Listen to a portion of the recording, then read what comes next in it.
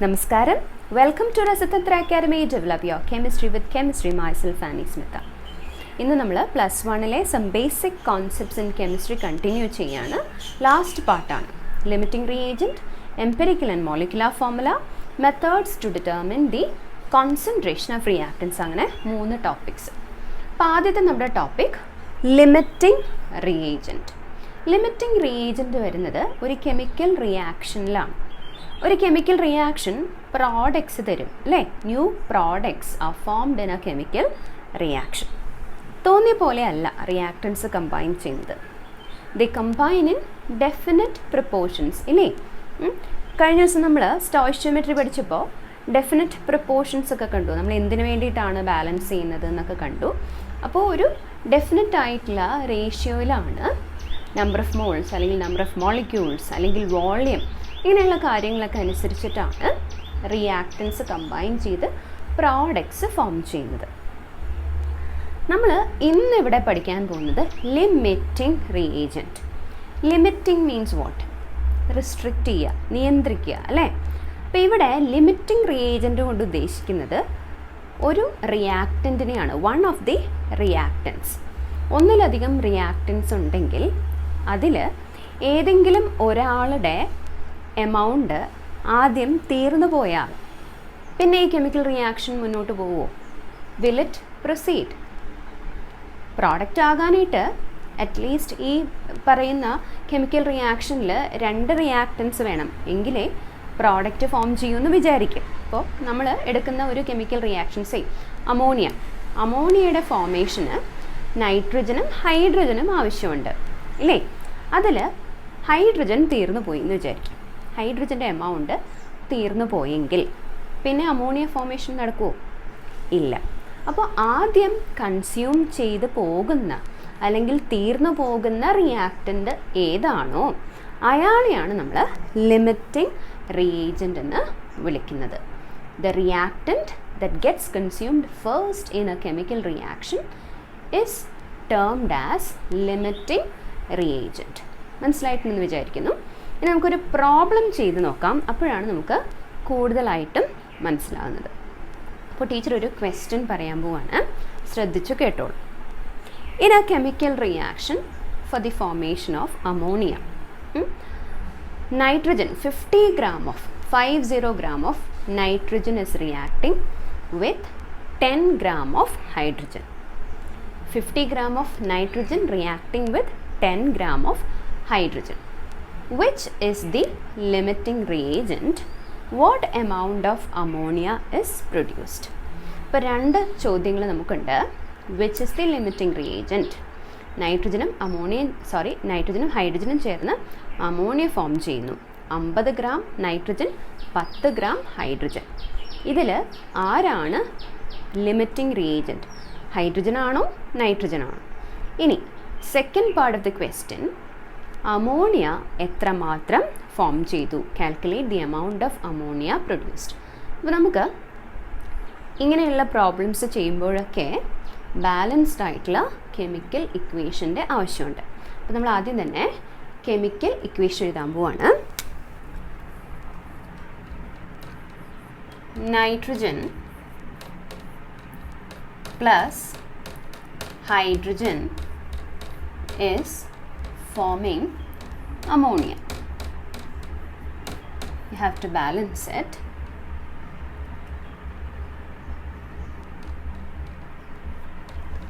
So nitrogen plus 3 hydrogens reacting to form 2NH3. നമുക്ക് masses തന്നിട്ടുണ്ട് അല്ലേ. നൈട്രജൻ്റെ മാസ് 50 ഗ്രാം എന്ന് തന്നിട്ടുണ്ട്, ഹൈഡ്രജൻ്റെ മാസ് 10 ഗ്രാം എന്ന് തന്നിട്ടുണ്ട്. ഇല്ലേ? അപ്പോൾ നമ്മൾ ആദ്യം നോക്കേണ്ടത് ആരാണ് ആദ്യം കൺസ്യൂം ചെയ്ത് പോകുന്ന ആൾ. ആദ്യം കൺസ്യൂം ചെയ്ത് പോകുന്ന ആളാണ് നമ്മുടെ ലിമിറ്റിംഗ് റിയേജൻറ്റ്. അത് നമുക്ക് എങ്ങനെ മനസ്സിലാക്കാം? നമുക്ക് ആദ്യം തന്നെ ഇതിൻ്റെ ആക്ച്വൽ സ്റ്റോയിഷ്യോമെട്രി ഉണ്ടല്ലോ, അതിൽ അവരുടെ മാസസിൻ്റെ പ്രപ്പോർഷൻ ആദ്യം നോക്കാം. ആദ്യം നൈട്രജൻ്റെ ആറ്റമിക് മാസ് 14 grams ആണ്. ഇപ്പോൾ 2 നൈട്രജൻ ഉണ്ട്, so 28 gram. 28 gram of nitrogen is reacting. 3 into 2, 6. ഒരു ഹൈഡ്രജൻ ആറ്റത്തിൻ്റെ മാസ് 1 gram ആണ്, isn't it? അപ്പോൾ 2 ഹൈഡ്രജൻ്റെ 2 gram ആണ്. 2 into 3, 6 gram of nitrogen. ഇനി ഇതും കൂടെ എഴുതിയേക്കാം. Ammonia, nitrogen 14, hydrogen 3, 14 plus 3, 17. 2 into 17, 34 grams of ammonia. അപ്പോൾ 28 ഗ്രാമിന് 6 gram ഹൈഡ്രജൻ വേണം. 28 gram നൈട്രജന് 6 gram ഹൈഡ്രജൻ വേണം. അങ്ങനെയാണെങ്കിൽ 50 gram നൈട്രജന് എത്ര ഹൈഡ്രജൻ വേണം? How will you calculate that?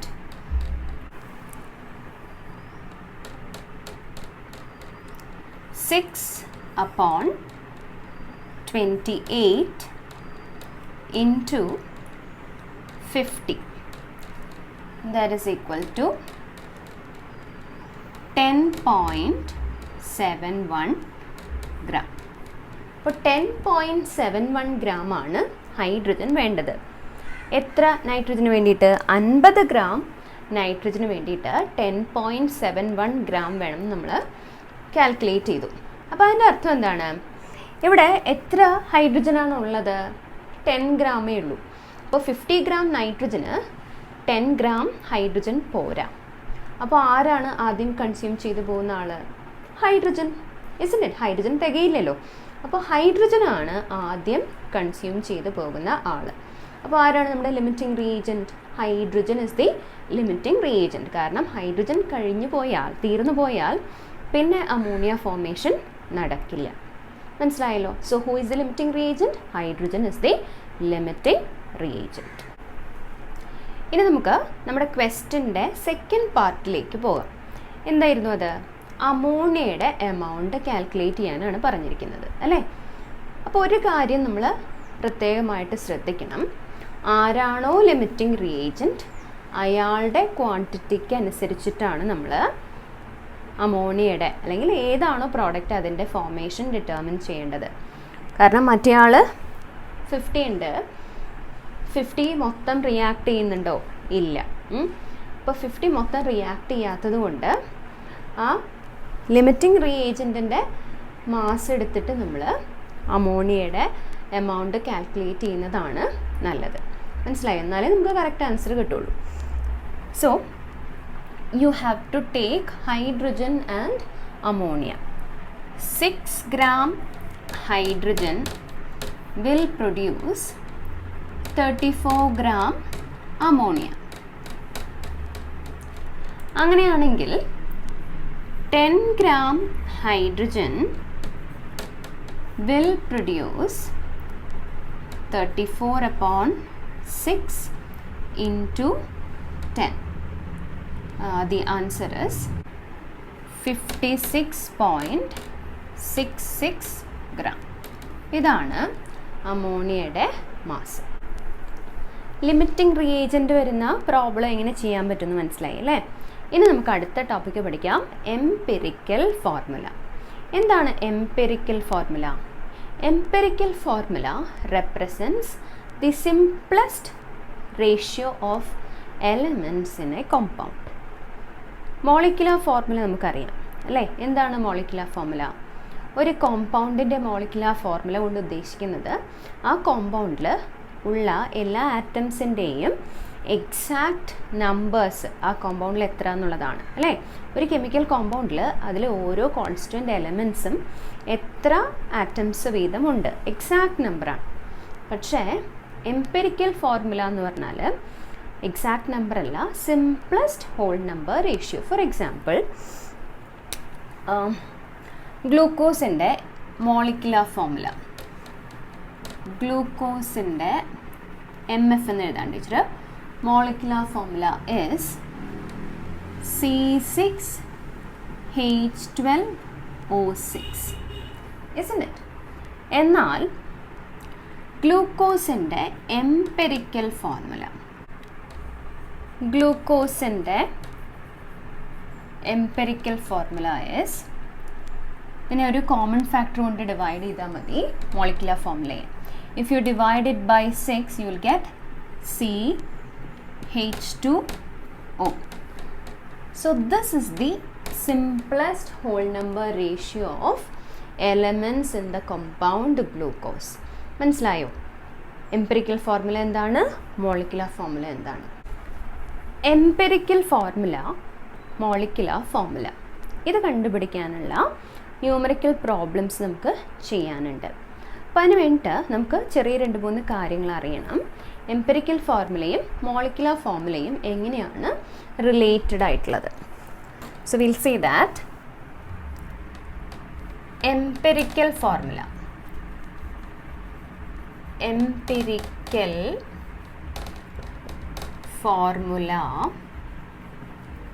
into n gives you molecular formula. And what is n? N can be numbers 1, 2, 3, etc. Okay. ഇനി n എങ്ങനെ കണ്ടുപിടിക്കും? n is equal to molecular mass divided by empirical formula mass. Molecular mass ക്വസ്റ്റ്യനിൽ തന്നിട്ടുണ്ടാവും. ഇനി molecular mass തന്നിട്ടില്ല, പകരം vapour ഡെൻസിറ്റിയാണ് തന്നിരിക്കുന്നതെങ്കിൽ മോളിക്കുലാർ മാസ് കണ്ടുപിടിക്കുന്നത് എങ്ങനെയാണ്? Molecular mass is equal to vapour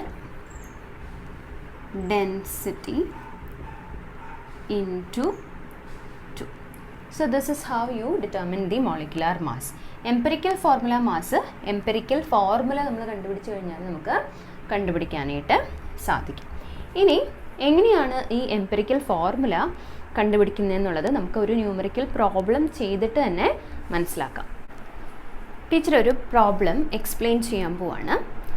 A compound having molecular mass 207.7 grams contains 69.9% by mass of iron and 30.1% by mass of oxygen. Determine the empirical and molecular formulas of the compound. Question കേട്ടല്ലോ. കോമ്പൗണ്ടിൻ്റെ molecular mass പറഞ്ഞു ആദ്യം തന്നെ 207.7 gram. അയേണിൻ്റെ percentage composition is 69.9 and oxygen 30.1%. അപ്പോൾ ഇത് കണ്ടുപിടിക്കാനായിട്ട് നമുക്ക് ഒരു table പോലെ നമുക്ക് കൺസ്ട്രക്റ്റ് ചെയ്യാം. ടേബിൾ കോളമൊന്നും വരയ്ക്കണം എന്നൊന്നുമില്ല, പക്ഷെ ഒരു ടാബുലാർ ഫോമിൽ ചെയ്ത് കഴിയുമ്പോൾ നിങ്ങൾക്ക് കറക്റ്റായിട്ട് കിട്ടും. So let us begin. First I am going to represent the element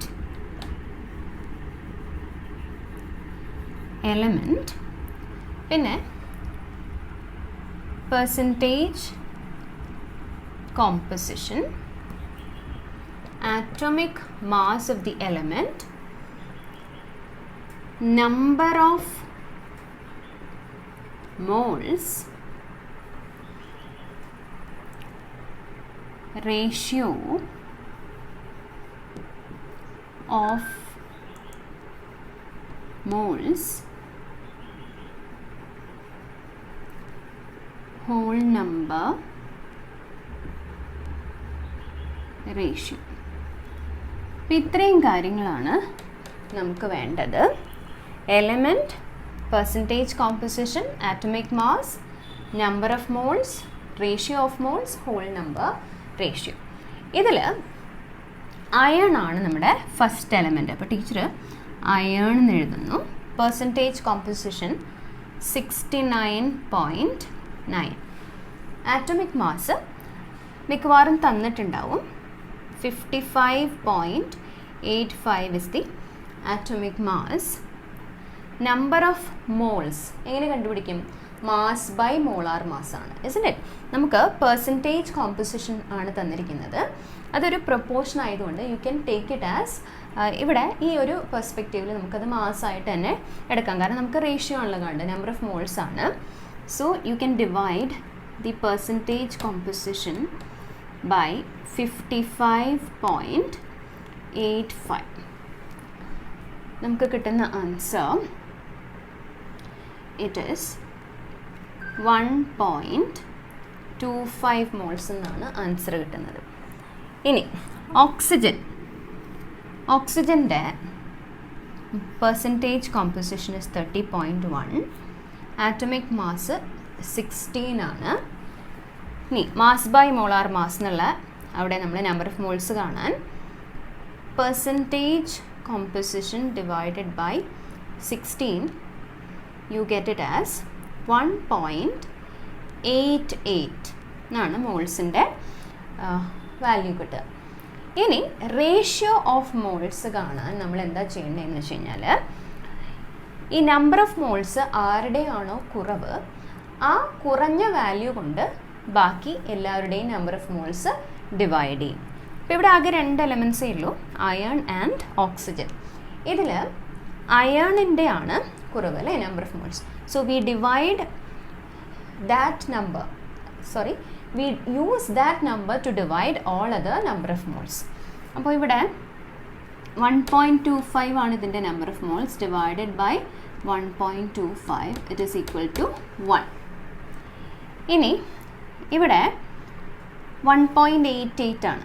1.88നെ നമ്മൾ 1.25 കൊണ്ട് ഡിവൈഡ് ചെയ്ത് കഴിഞ്ഞാൽ നമുക്ക് ഏകദേശം you will get the value as 1.5. അപ്പോൾ നമുക്ക് റേഷ്യോസ് കിട്ടി. ഒരാളുടെ റേഷ്യോ 1ഉം ഒരാളുടെ റേഷ്യോ 1.5 എന്നും കിട്ടി.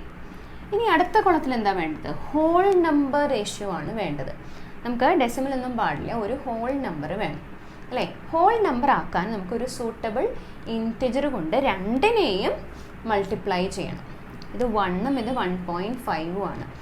രണ്ടും ഹോൾ നമ്പേഴ്സ് ആയിരുന്നെങ്കിൽ നമുക്കത് അവിടെ കൊണ്ട് അവസാനിപ്പിക്കാമായിരുന്നു. You get the simplest whole number ratio, that is the empirical formula. പക്ഷേ ഇവിടെ നമുക്ക് 1.5ഉം 1ഉം ആണ് കിട്ടിയിരിക്കുന്നത്. അപ്പോൾ ഈ 1.5നെ ഒരു ഹോൾ നമ്പർ ആക്കാൻ വേണ്ടിയിട്ട് ഒരു സൂട്ടബിൾ ഇൻറ്റിജർ കൊണ്ട് നമുക്ക് മൾട്ടിപ്ലൈ ചെയ്യാം. എന്ത് കൊണ്ട് മൾട്ടിപ്ലൈ ചെയ്ത് കഴിഞ്ഞാൽ നമുക്കൊരു ഹോൾ നമ്പർ കിട്ടും? 1.5നെ ഇൻറ്റു 2. 1.5 ഇൻറ്റു 2 എത്രയാണ്? It is 3, isn't it? So 1.5 into 2. പക്ഷേ ഒരെണ്ണത്തിന് മാത്രം മൾട്ടിപ്ലൈ ചെയ്താൽ പോരാ, you have to multiply both the ratios by 2. അപ്പോൾ ഇത് നമുക്ക് 2 എന്ന് കിട്ടും, ഓക്സിജൻ്റെ നമുക്ക് 3 എന്ന് കിട്ടും. ഓക്കെ, അപ്പോൾ ഈ കോമ്പൗണ്ടിൻ്റെ എംപെറിക്കൽ ഫോർമുല നമുക്ക് കിട്ടി. അയൺ 2 എന്നും ഓക്സിജൻ 3 എന്നും. So what is the empirical formula of this compound? It is Fe2O3. മനസ്സിലായല്ലോ? നമുക്ക് കോമ്പൗണ്ടിൻ്റെ എംപെറിക്കൽ ഫോർമുല കിട്ടി. ഇനി നമുക്ക് കോമ്പൗണ്ടിൻ്റെ മോളിക്കുലാർ ഫോർമുല കണ്ടുപിടിക്കണം. എങ്ങനെയാണ് കണ്ടുപിടിക്കുക? N കണ്ടുപിടിക്കണം അല്ലേ? So Fe2O3 into N will give you the molecular formula. ഞാൻ N എങ്ങനെ കണ്ടുപിടിക്കുന്നത്? N is molecular mass divided by empirical formula mass. That is, നമുക്ക് ഓൾറെഡി molecular mass തന്നിട്ടുണ്ട് 207.7 divided by empirical formula Fe2O3 ആണ്. അയണിൻ്റെ mass 55.85 into 2 plus ഓക്സിജൻ്റെ 16 into 3. You will get it as 207.7 divided by 207.7, that is equal to 1. So you got the value of N as 1. അപ്പോൾ ഈ കോമ്പൗണ്ടിൻ്റെ empirical formula into 1 2 into 1 2 തന്നെ അല്ലേ, Fe2 3 into 1 3. ഇതിൻ്റെ molecular ഫോർമുലയും Fe2O3 എന്ന് തന്നെയാണ്. So hope you understood how to determine the empirical formula and the molecular formula of a compound. മനസ്സിലായല്ലോ. അടുത്ത topic എന്ന് പറയുന്നത് methods to determine the concentration of solutions. എന്താണ് solutions? What is a solution? A solution is a homogeneous mixture അല്ലേ. Solution എന്ന് പറയുന്നത് ഒരു homogeneous മിക്സ്ചറാണ്, സെയിം കോമ്പോസിഷനുള്ള mixture in which one substance is dissolved in a large excess of another substance. Solute ഒന്ന് തന്നെയാണെന്നൊന്നുമില്ല, 2-3 solutes ഒക്കെ ഒറ്റൊരു സോൾവെൻറ്റിൽ ഉണ്ടാകാം. ഓക്കെ, ഇനി എങ്ങനെയാണ് നമ്മൾ സൊല്യൂട്ടിനെ എങ്ങനെയാണ് ഡിഫൈൻ ചെയ്യുന്നത്? How do you define A solute? Solute plus solvent will give you A solution അല്ലേ. Solute is the one which gets dissolved and solvent is the one which is the medium. Alle? Solvent is the medium in which, or it is present in large excess in which the solute gets dissolved. Solvent എന്ന മീഡിയത്തിലാണ് ഈ solute dissolve ചെയ്യപ്പെടുന്നത്. ഇനി സൊല്യൂട്ടും സോൾവെൻറ്റും ചേർന്നിട്ടാണ് നമുക്ക് solution ലഭിക്കുന്നത്. അപ്പോൾ ഈ സൊല്യൂഷൻസിൻ്റെ concentration നമുക്ക് 2 തരത്തിൽ പറയാം. വൺ ഈസ് ക്വാളിറ്റേറ്റീവ്, ഇനി മറ്റൊരു തരത്തിൽ ക്വാണ്ടിറ്റേറ്റീവ്. ഇനി എന്താണ് കോൺസെൻട്രേഷൻ എന്ന് അതിന് മുമ്പ് ചോദിക്കട്ടെ. What is concentration? കോൺസെൻട്രേഷൻ എന്ന് പറഞ്ഞാൽ ഒരു സബ്സ്റ്റൻസിൻ്റെ മറ്റൊരു സബ്സ്റ്റൻസിലുള്ള അളവ് എന്ന് വേണമെങ്കിൽ നമുക്ക് പറയാം അല്ലേ. ഇപ്പോൾ ഒരു സൊല്യൂഷൻ ഡൈല്യൂട്ട് എന്നും കോൺസെൻട്രേറ്റഡ് എന്നും നമ്മൾ പറയാറുണ്ട്. നിങ്ങൾ ലബോറട്ടറിയിലൊക്കെ പോയി നോക്കുമ്പോൾ കോൺസെൻട്രേറ്റഡ് HCl, ഡൈല്യൂട്ട് HCl എന്നൊക്കെ ഓരോ റിയേജൻസിൻ്റെ ബോട്ടിൽസിൽ, റിയേജൻറ്റ് ബോട്ടിൽസിലൊക്കെ മാർക്ക് ചെയ്തിരിക്കുന്നത് കാണാം അല്ലേ. അപ്പോൾ ഈ ഡൈല്യൂട്ട് എന്ന് പറഞ്ഞാൽ എന്താണ്? അതിനകത്ത് ആ സബ്സ്റ്റൻസിൻ്റെ എന്തിനെയാണോ നമ്മൾ ഇപ്പോൾ ഡൈല്യൂട്ട് HCl എന്നാണ് പറയുന്നതെങ്കിൽ HClൻ്റെ കോൺസെൻട്രേഷൻ അവിടെ ഡൈല്യൂട്ടാണെന്നാണ് അർത്ഥം. അതായത് it is present in less quantity. വാട്ടറും HClഉം ചേർന്ന മിക്സ്ചറാണ് ഡൈല്യൂട്ട് HCl എന്ന് പറയുന്നത്. അതിൽ HClൻ്റെ അളവ് വളരെ കുറവ് മാത്രമാകുമ്പോഴാണ് അത് ഡൈല്യൂട്ട് സൊല്യൂഷൻ എന്ന് നമ്മൾ വിളിക്കുന്നത്. കോൺസെൻട്രേറ്റഡ് ആകുമ്പോൾ the solute concentration in that particular solution will be large or more. മനസ്സിലായല്ലോ. അപ്പോൾ ക്വാളിറ്റേറ്റീവ് ആയിട്ട് ഈ കോൺസെൻട്രേഷനെ നമുക്ക് 2 തരത്തിൽ എക്സ്പ്രസ് ചെയ്യാം. അതാണ് ടീച്ചർ ഇപ്പോൾ പറഞ്ഞത്, ഡൈല്യൂട്ട് സൊല്യൂഷൻ, കോൺസെൻട്രേറ്റഡ് സൊല്യൂഷൻ. ഇനി ക്വാണ്ടിറ്റേറ്റീവ് എന്ന് പറഞ്ഞാൽ സൊല്യൂട്ടിൻ്റെ ഒരു സോൾവെൻറ്റിലുള്ള കോൺസെൻട്രേഷൻ നമ്മൾ കൃത്യം എമൗണ്ട് ആയിട്ട് പറയുകയാണെങ്കിൽ that is known as the quantitative method of expressing the concentration of A solution. കൃത്യം അളവ് സൊല്യൂട്ടിൻ്റെ. മനസ്സിലായല്ലോ.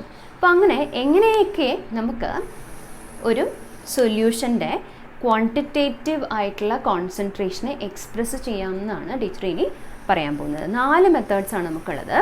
One is known as molality, another is known as molarity, another one is known as mass percent, പിന്നെ ഒരെണ്ണം mole fraction.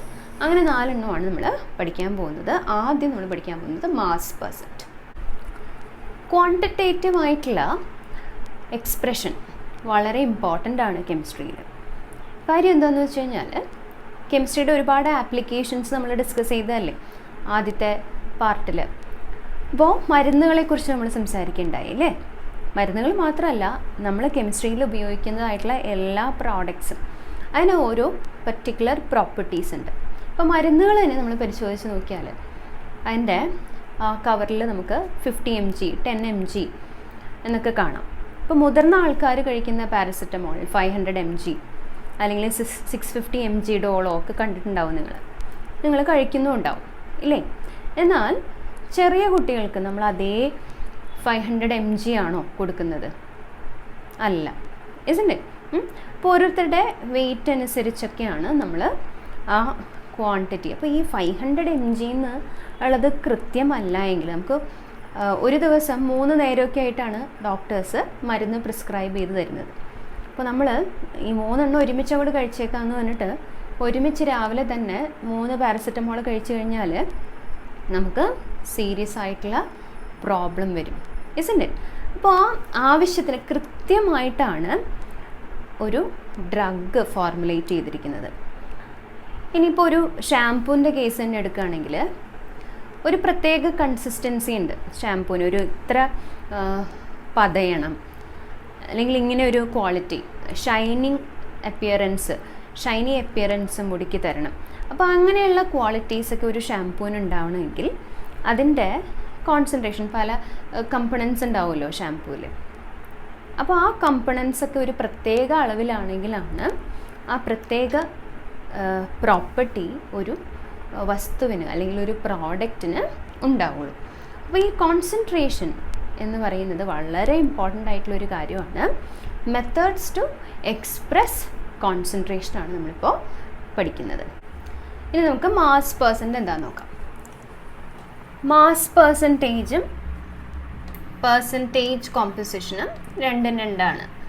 Percentage composition എന്താണെന്ന് പറഞ്ഞു? ഒരു എലമെൻറ്റിൻ്റെ കോമ്പൗണ്ടിലുള്ള percentage. ഇത് സൊല്യൂഷൻ്റെയാണ്, mass percent. ഇതിനെ W/W ഓർ M/M എന്നാണ് റെപ്രസെൻറ്റ് ചെയ്യുക. ഇത് ഡിറ്റർമിൻ ചെയ്യുന്നത് ഇങ്ങനെയാണ്: mass of A component divided by total mass of the solution.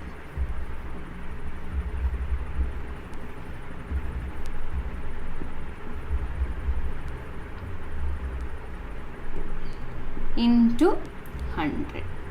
So this is how you determine the mass percent of a solution. Suppose 10 gram glucose is dissolved in 100 gram of water. What is the mass percent of glucose in the solution? കേട്ടല്ലോ നിങ്ങൾ? 10 gram glucose 100 gram വാട്ടറിൽ dissolve ചെയ്തിരിക്കുന്നു. What is the mass percent of glucose in the solution? So glucose is 10 gram, water is 100 gram. Mass percentage of glucose is 10 divided by total mass. Total mass എന്ന് പറയുമ്പോൾ 100 plus 10 into 100. That is 10 by 110 into 100. Answer is 9.09%. So the mass percent of glucose in the solution is 9.09%. ഇനി അടുത്തത് mole fraction.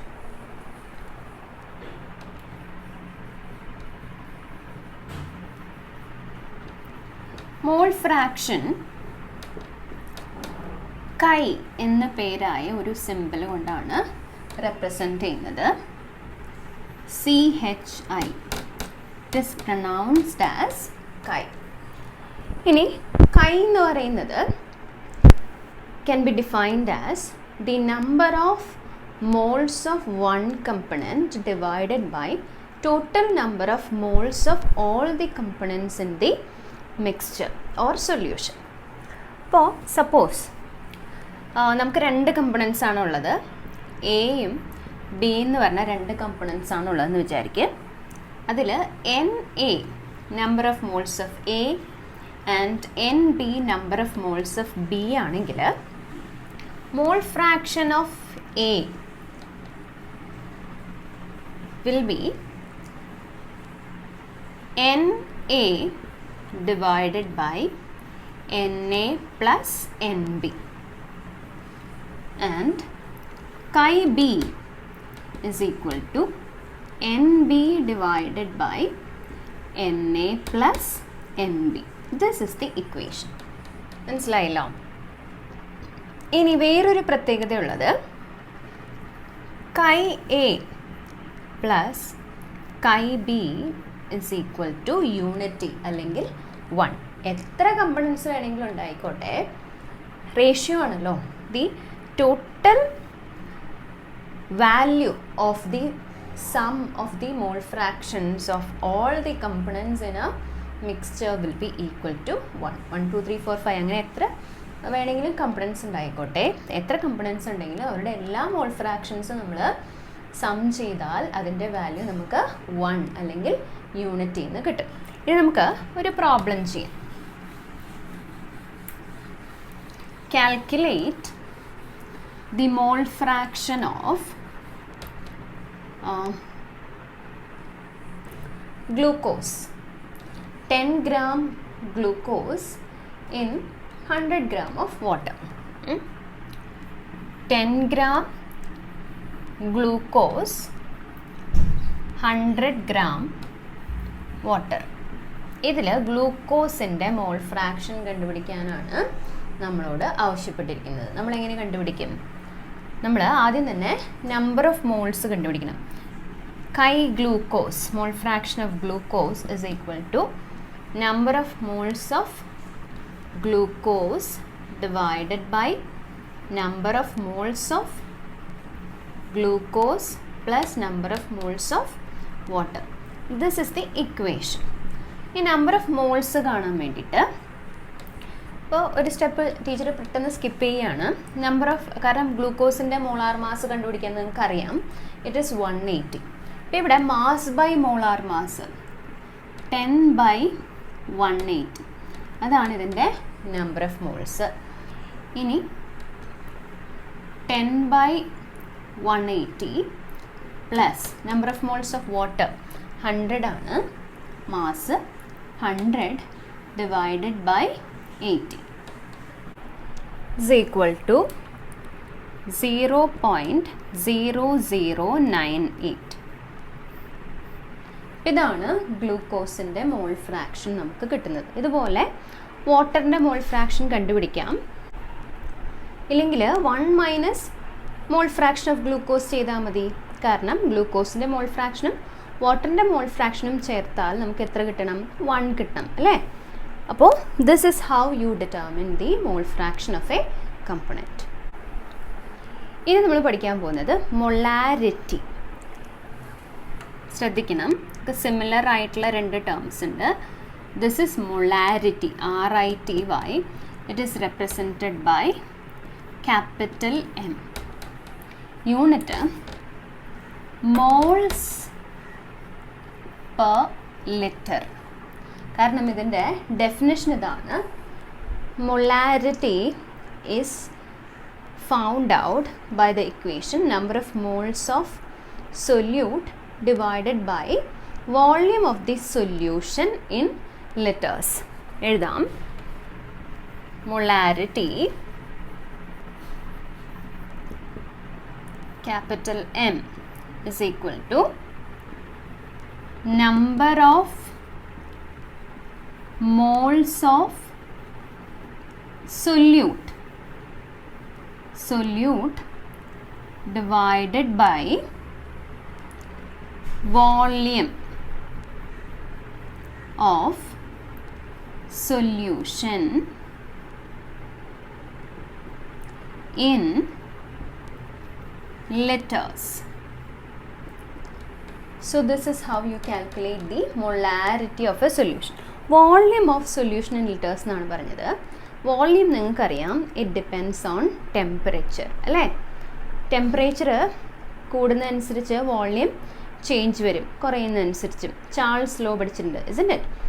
അപ്പോൾ molarity depends on temperature, അത് important ആണ്.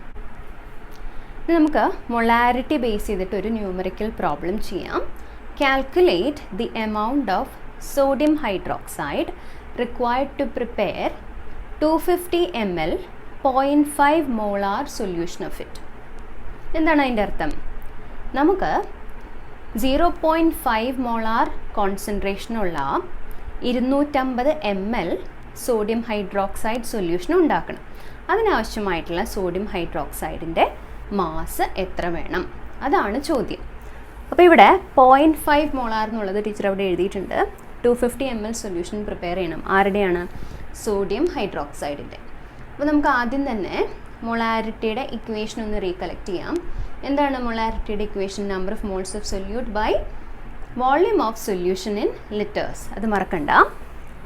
So molarity നമുക്ക് തന്നിട്ടുണ്ട്. അത് നമ്മൾ ഇക്വേഷൻ എഴുതണം കേട്ടോ. ന്യൂമറിക്കൽ പ്രോബ്ലം ചെയ്യുമ്പോൾ ഇക്വേഷൻ എഴുതണതിന് മാർക്കുണ്ട്. So first you have to write the equation. Molarity is equal to number of moles of solute divided by volume of solution in liters. അതും ഇമ്പോർട്ടൻ്റ് ആണ്. അപ്പോൾ നമുക്കിവിടെ മൊളാരിറ്റി തന്നിട്ടുണ്ട് 0.5 മോളാർ. നമ്പർ ഓഫ് മോൾസ്, എന്താണ് number of moles കാണാനുള്ള equation? നമുക്ക് mass അറിയില്ല, mass by molar mass ആണ്, isn't it? Mass by molar mass divided by volume of solution in litres. നമുക്ക് 250 ml എന്നാണ് തന്നിരിക്കുന്നത്. 250/1000 ലിറ്ററിലേക്ക് മാറ്റാൻ മോളാർ മാസ്, സോഡിയം ഹൈഡ്രോക്സൈഡിൻ്റെ മോളാർ മാസ് എങ്ങനെ കണ്ടുപിടിക്കും? മാസ് നമുക്കറിയില്ല. മോളാർ മാസ് 23 ആണ് സോഡിയത്തിൻ്റെ atomic mass. 23 + 16 + 1, it comes out to be 40. 250/1000 എന്ന് പറയുന്നത് 0.25. ഓക്കെ, അപ്പോൾ 0.5, ഈ 0.25 ടീച്ചർ ഇങ്ങോട്ട് എടുത്തു. 0.25 is equal to m divided by 40. അപ്പോൾ m എത്രയാണ്? So m is equal to 0.5 into 0.25 into 40. It is equal to 5 gram. So the mass of sodium hydroxide required to prepare 0.5 molar of it, how much? 250 ml is 5 gram. മനസ്സിലായല്ലോ? ഇനി നമുക്ക് അടുത്ത method നോക്കാം. Molality. Molality is represented by small m. ഇനി ഇതിൻ്റെ definition എങ്ങനെയാണ്? Molality is equal to number of moles of solute divided by mass of solvent. നേരത്തെ solution എന്നായിരുന്നു, ഇപ്പോൾ mass of solvent in kilogram. So this is the equation. Number of moles of solute by mass of the solvent in kilogram. ഇത് mass ആയതുകൊണ്ട് this is not temperature dependent. Molarity is temperature dependent, but molality is not dependent on temperature. മനസ്സിലായല്ലോ? ഇനി നമുക്കൊരു numerical problem ചെയ്യാം. Calculate the molality of sodium hydroxide. 50 gram of sodium hydroxide dissolved in 500 gram of water. കേട്ടല്ലോ? നമുക്ക് molality കണ്ടുപിടിക്കണം. ആരുടെ? 50 gram of sodium ഹൈഡ്രോക്സൈഡിൻ്റെ molality കണ്ടുപിടിക്കണം. Mass എത്രയാണ്? സോൾവെൻറ്റിൻ്റെ മാസ് എത്രയാണ്? 500 grams. സോ എന്തൊക്കെയാണെന്നുള്ളത് ടീച്ചർ ഒന്നുകൂടെ എഴുതാം. നമുക്ക് മൊളാലിറ്റി ആണ് കണ്ടുപിടിക്കേണ്ടത്. സോഡിയം ഹൈഡ്രോക്സൈഡിൻ്റെ മാസ് തന്നിരിക്കുന്നത് 50 gram ആണ്. വാട്ടറിൻ്റെ മാസ് തന്നിരിക്കുന്നത് 500 gram ആണ്. You have to calculate the molality. മൊളാലിറ്റിയുടെ ഇക്വേഷൻ ഇതാണ്. So molality is equal to sodium ഹൈഡ്രോക്സൈഡിൻ്റെ മോളാർ മാസ് നമ്മൾ കഴിഞ്ഞ പ്രോബ്ലത്തിൽ കണ്ടുപിടിച്ചതാണ്. That is 50/40 divided by 500 grams ആണ് കിലോഗ്രാമിലേക്ക് മാറ്റണം. 500 divided by 1000. That is equal to ഇത് 1.25. This is 0.5. The answer comes about 2.5 molal അല്ലെങ്കിൽ മോൾസ് പെർ കിലോഗ്രാം. അങ്ങനെയാണ് അതിൻ്റെ യൂണിറ്റ് വരിക.